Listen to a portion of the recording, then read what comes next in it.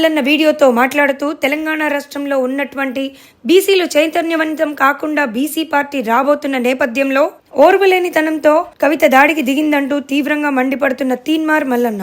తెలంగాణ రాష్ట్రంలో బీసీలు 2.5 కోట్ల మంది ఉన్నారు అంటూ మా బీసీలతో పెట్టుకుంటే రాజకీయంగా సమాధి చేస్తారంటూ ఖబర్దార్ కవిత అంటూ తీవ్రంగా మండిపడుతున్న తీన్మార్ మల్లన్న.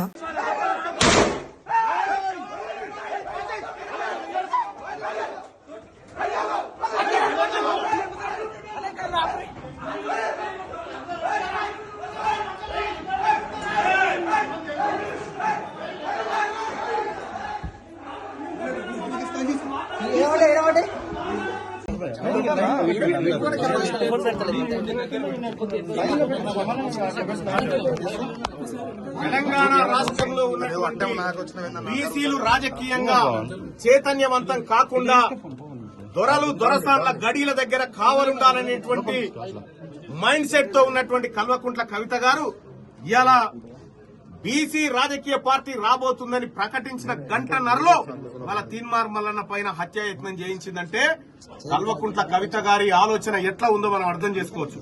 కల్వకుంట్ల కవిత గారు ఈ సందర్భంగా చెప్తా ఉన్నా, మీరు తెలంగాణ రాష్ట్రంలో గట్టిగా 1,00,000 మంది లేరు. మేం తెలంగాణ రాష్ట్రంలో బీసీలం 2.5 కోట్ల మంది ఉన్నాం. నీవు మాతో తలగొక్కొని నీ రాజకీయ సమాధులు కట్టుకోకు. నువ్వు రాజకీయం చేసుకో. మీ నాయన మీద కోపం ఉంటే, మీ అన్న మీద కోపం ఉంటే వాళ్ళ మీద ప్రదర్శించు.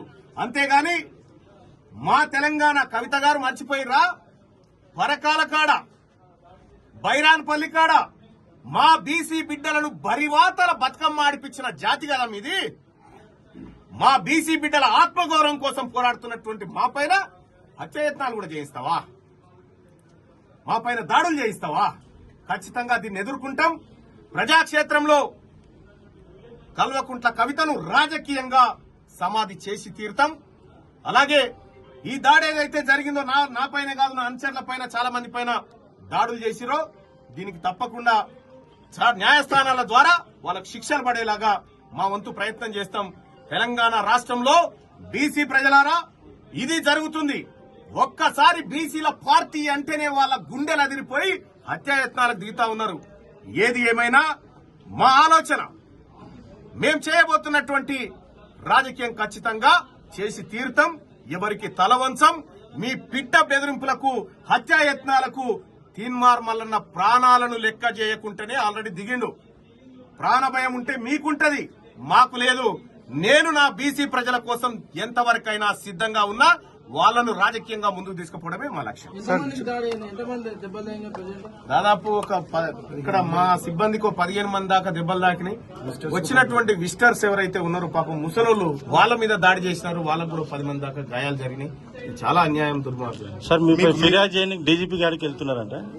డీజీపీ దగ్గరికి వెళ్తే నేను ఏం చేయాలి? ఇప్పుడు ఆమె ఏది తెలంగాణలో సామెత ఉంటదిగా, మొగని కొట్టి మొగసాలకు ఎక్కినట్టుగా. రక్తపాతం ఏమో నా ఆఫీసులా? దేనికోసం డీజీపీ ఆఫీస్కు? దేనికోసం డీజీపీ ఆఫీస్కు మీడియాను అడుగుతా ఉన్నా నేను. మా పైన హత్యాయత్నాలు చేసి డీజీపీకి ఫిర్యాదా?